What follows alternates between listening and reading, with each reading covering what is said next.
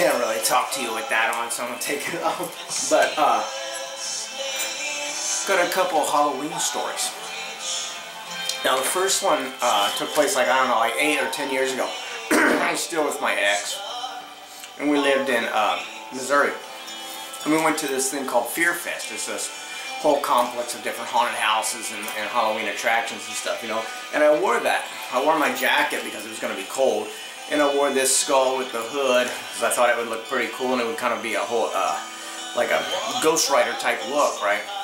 Well, almost as soon as we got there, they let us know, hey, you're not going to be able to wear a mask in there, just to let you know. They won't let you wear a mask. I guess it's a safety thing because you can't see very well or whatever. Oh. So I took it off and took it back to the car. Like, oh well.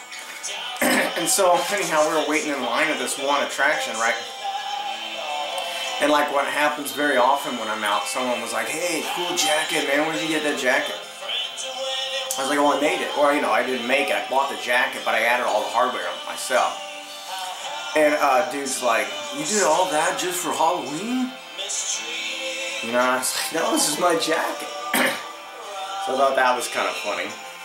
And yeah, that really is the whole story. It was a pretty cool place though, so if you're in Columbia, Missouri area, you know, check out Fear Fest. It's pretty cool. Well, I had a good time there. Now the next one though was like years ago when I was a kid. I was like probably 8 or 10 years old, right? And I had this little friend, Donnie. He was like 2 years younger than me, I think. Anyhow, this one year, all of us in the neighborhood, parents and the kids and everybody, all went together to this big haunted house, right? And I remember since we were all together, you know, we had to stay together, and since we were kids, you know, he was younger than me, so he had to hold my hand. And we're going through the haunted house, right? There's all this splashing lights, you know, and then blah, monsters jumping out and animatronics all, right? And so we're all the whole time, right? And somewhere along the way, he let go of my hand. And I lost track of him, right? So we get all the way through and get out, and they're like, where's Donnie? Where's Donnie? I'm like, I don't know, he let go of my hand. I don't know where he went, right? And so they had to go back in and find him. And somewhere in there was this little, a little dummy of, like a mummy or a zombie or something, all huddled up in a corner, right? All covered in spider webs, right?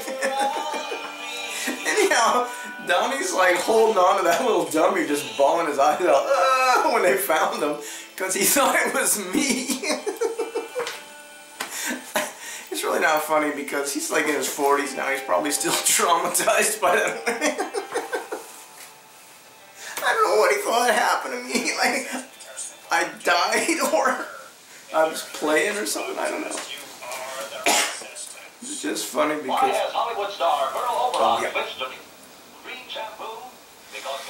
I just thought that was hilarious. And like I said, it's really not... It's funny from my perspective, but like he's probably still... anytime he sees a strobe light or something... you know what I mean? Thinking about that little zombie.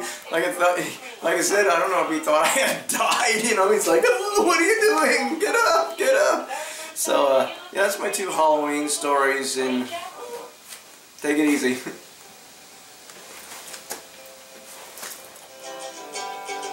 I love this.